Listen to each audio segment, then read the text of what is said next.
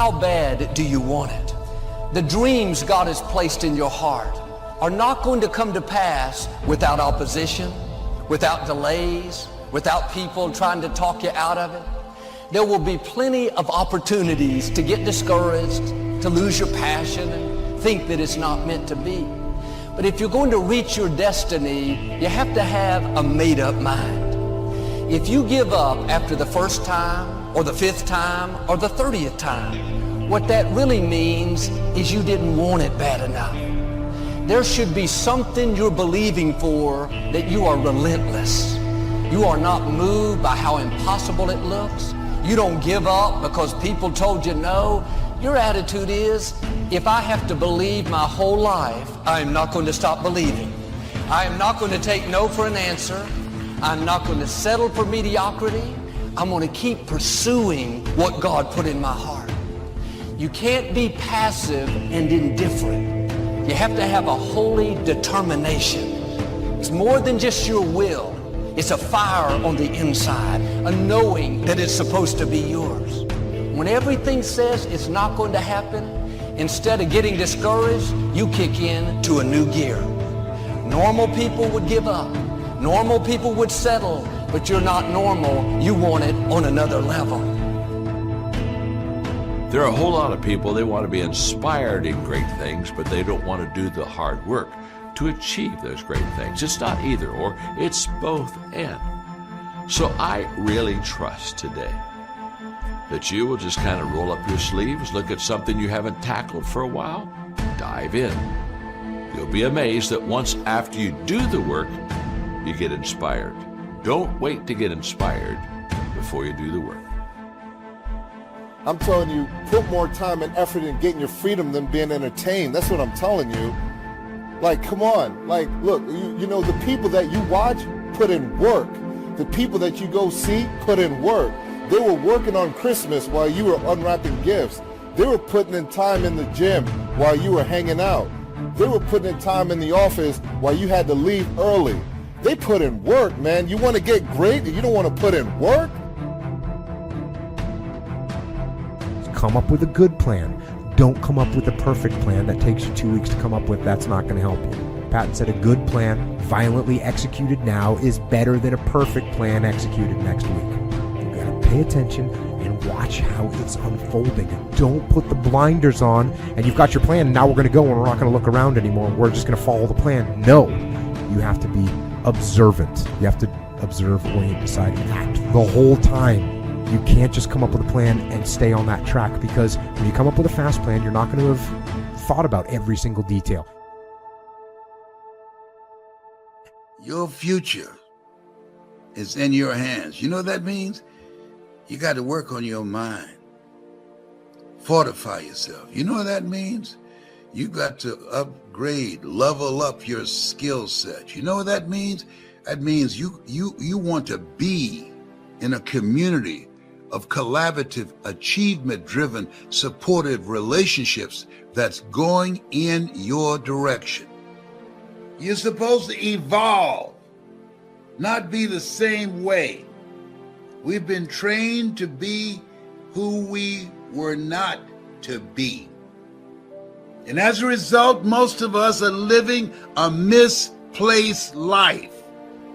And a lot of people have made the decision to give up. A lot of people have made the decision to wait for a stimulus check. They don't require much stimulation. A lot of people have made the decision that I can't make it. A lot of people have made the decision that this is too painful. This is too much.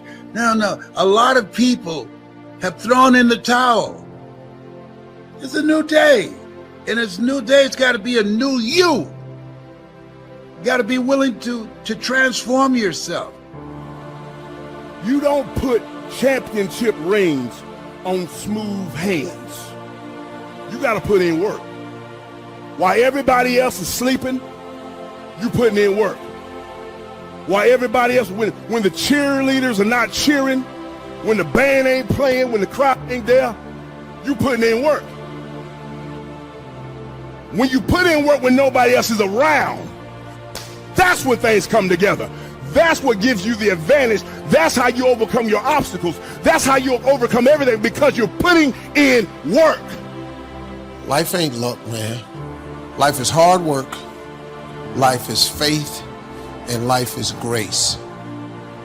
If you give up every time things don't go your way, you didn't want it bad enough. You have to dig your heels in and say, I am in this for the long haul. I will get well. I will accomplish my dream. I will meet the right person. You're not moved by what's not working out. The other thing is that you got to work your butt off. If you think that you're going to go and accomplish something really special and be the best in anything in the world, and you think you can do it without working, you make a big mistake. Because no matter what I did, it always took a lot of work. And you got to put out, and you got to, sometimes make a lot of sacrifices. Notice, if you're not willing to work hard, forget about it. Every transformation always gets worse before it gets better. It's supposed to be that way. The journey you're embarking on is not an easy path. It's not for the ill-hearted or the weak-natured. It's for the strong people. And before you embark on this journey, mentally, you have to prepare yourself for it, knowing it's going to get worse before it gets better. When you embark this journey, you must know that it's going to go down before it comes up. But when it comes up, it's going to go so much higher than you've ever been. Sacrificing today for tomorrow's betterment. You have to be equipped mentally to endure this process. Knowing what you're about to go into is step one. Knowing it's an uphill battle, but a winnable one and one that's achievable. So most people are so afraid to fail that they come up with this whole story that it's worse than it is. And of course, when you make it worse than it is, it overwhelms you, and now you won't begin. What I want you to understand is that inspiration does a lot better when it's coupled with perspiration. You've never heard someone talk about accidental achievements. You've never heard someone that got to the top of the mountain and somebody asked them, how did you get there, kind of look confused and say, I have no idea. They know how they got there. So, be flexible, but stick to the plan, but be ready to adjust, but stick to the plan. And that's totally contradictory, and I know that, and I apologize, but that is what leadership is. Leadership is balancing those dichotomies. I've told people to learn to use a schedule. And people often hate schedules because they act as their own tyrants, right? They say, well, you have to do this unpleasant thing, and then here's another unpleasant thing you have to do. And you do that for about 3 days, and you think, to hell with this, I'm not doing that, and you fall off the wagon. That isn't what you're supposed to do with a schedule. You're supposed to use it to design the days that you would like to have if you were taking care of yourself. And so you got to treat yourself like a good boss would treat a valued employee, and not like a tyrant would treat a slave, because the slave will rebel. And people say, well, I don't follow through on my plans. It's like, well, A, they're probably not very well formulated, and maybe you're doing them because of an external moral obligation or something. They're not really your plans, right? And B, you're acting like a tyrant and a slave, and that's a bad relationship to have with yourself. If you've accepted that where you are is where you're going to be, you've already lost. And there's no power in that. There's no power in that. That's like staying right here. You're not popping the clutch. You're not going forward. You've made a choice to just stay here. And that's your responsibility. And I'm not saying it's going to be easy. I'm not saying there are not challenges, problems, obstacles, issues, fears. But when you quit right here, you're right. This is where you're going to be. Growth is not an automatic process. If you're going to grow, you're going to have to do so intentionally. And highly successful people, they continually have a thirst for knowledge. They continually ask questions. The secret of your success is determined by your daily agenda. The secret of my success is determined by what I do today. I believe that so much that a few years ago I wrote a book called Today Matters. Basically in that book I talk about the fact that we over-exaggerate yesterday, we overestimate tomorrow, and we underestimate today. If you do not have it written down, your chances of it happening is reduced drastically because it's a principle of success. Write the vision and make it plain so that he who reads it will run to it. And even though it tarry, wait for it, for surely it will come at an appointed time. See, my first vision board I wrote when I was 10. I didn't know it was a vision board. The lady asked me what I wanted to be when I grow up. I wrote I want to be on TV. I wrote it at 10. I kept that paper till I was 27. I read it. I flunked out of school. I'm on my third marriage. I lost everything twice. I've been living in a car for 3 years. But I kept reading my paper. Guess what? I'm TV star. I'm on TV. This is how this works. Now I wrote it at 10, but surely it will come at an appointed time. I did not get on TV till I was 38. We got to be more determined and stronger and be willing to do whatever it takes to live our dreams and create a future for our children. You got to be stronger than the forces working against you. Can't take any breaks. No, absolutely not. This is the new way of being. This is different.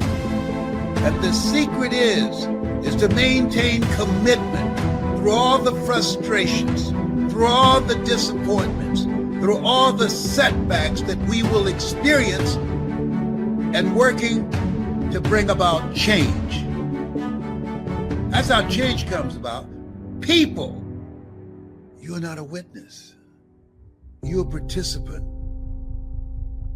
You want to be actively engaged in life. Harv's man was right. We should be ashamed to die until we've made some major contribution to humankind with our voice, with our story, with our energy, with our efforts, with our intelligence, with our abilities, with our dreams. Write everything you want on a piece of paper. Everything. I don't care. Use your wildest imagination. If you can think it, you can achieve it. Write it on a piece of paper. Read it every morning and every night. Come back here 1 year from today and see how much of that stuff then came true. That's all successful people have it. If it's not written, you reduce your chances greatly of it ever occurring. People ask me, James, why are you working as hard as you work? Because I remember being broke. You know, being broke is a great motivator to never go back there. That's why I work the way that I work. I don't have to work the way that I work, but I work that way because I remember what it was like to sit around and wonder where the money was coming from. I don't want to live like that. I don't want to wait for my boss to decide I'm not necessary anymore. Not when I got an opportunity to be free. Are you serious? How bad do you want what God has put in your heart? Bad enough to outlast the opposition? Bad enough to overlook some insults? Bad enough to do the right thing when the wrong thing is happening? Do you want it bad enough to keep pursuing even when circumstances say it's not going to happen? Many of the difficulties we face, the delays, the times it's not fair, that's simply a test. This is what weeds people out. If you're overcome by problems, you let circumstances push you down, people talk you out of it, you're not going to have the strength or the courage to sustain where God is taking you. Don't have a weak mentality, have a warrior mentality. Ease is a greater threat to progress than hardship. Keep striving, never give up, fall down 7 times, get up 8. Without commitment, you'll never start. But more importantly, without consistency, you'll never finish. In essence, all of us at some level to feel alive have to always feel like we're growing. When people ask me, what does it take to be happy? I always tell them one word: progress. Progress equals happiness. Even if you're not where you want to be yet, if you're on the road, if you're improving, if you're making progress, you're going to love it. You're going to feel alive.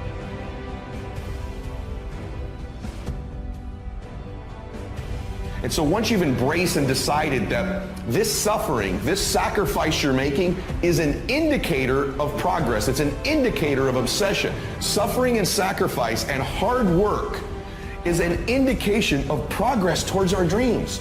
The lack of sacrifice, the lack of suffering in our lives, its removal, its non-existence also equates to a non-existence of a great life, a non-existence of a dream happening, a big one anyway. And so embrace the fact that you're going to have to sacrifice and suffer to some extent. Once you've embraced that it's going to happen, it's almost not that bad. It's kind of like those of you that are fit. We already know, and you already know even if you're not, you've sort of accepted that before you go to the gym and get there, you're going to have to suffer. And we go anyway. It becomes a habit. No one goes into a gym thinking, I'm not going to have to sacrifice or suffer. There'll be no discomfort or no pain. But millions of people go anyway, don't they, to the gym? On some level, there's suffering in the gym, whether it's breathing heavy or sweating or aches or pains or stress. You know, everything in the gym is a sacrifice, and to some extent, you're suffering, going through some pain.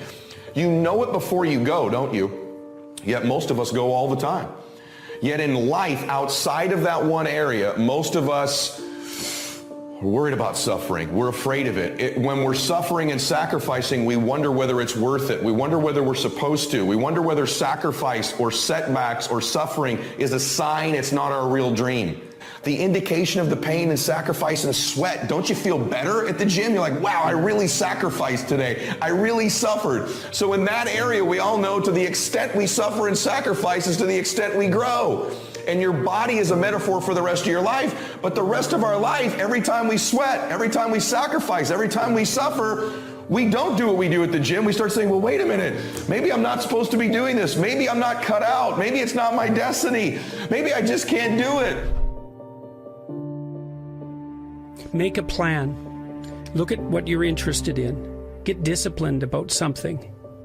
Allow for the possibility that you have something important to contribute to the world, and that the world would be a lesser place without that contribution. Don't be afraid of taking on responsibility. It's where you find what sustains you in your life. You can take on too much responsibility. You have to be cautious in that regard, but that's a less common problem than not taking on enough.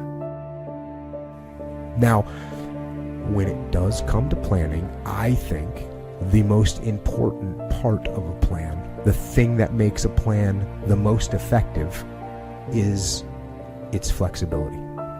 When you do the actual operation and you come up against unexpected things, which are absolutely going to happen, you have the flexibility, you have options, you have contingency plans to deal with.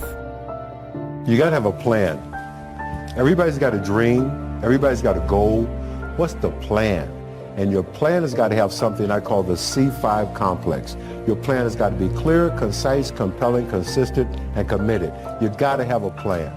And when you're trying to do something that you're truly passionate about, there is no plan B. A lot of the things that people regard as traps are actually the means to their life. You know, often young people are afraid of commitment, for example, in the context of a romantic relationship, and because they feel that that's going to interfere with their pursuit of something more valuable. But that's just not the case. You're not going to find something more valuable in your life than a committed relationship with someone that you love, that sustains itself across time, and that in all likelihood produces children. That's life. So don't be afraid of that, or be afraid of it, but don't let that stop you from pursuing it. When you see transition really start to happen, when you really want to transition to something, master, there's no limits. You know, don't let the world ever put limits on you. You can do anything you want to do, but make sure if you have a vision, make sure the vision is written.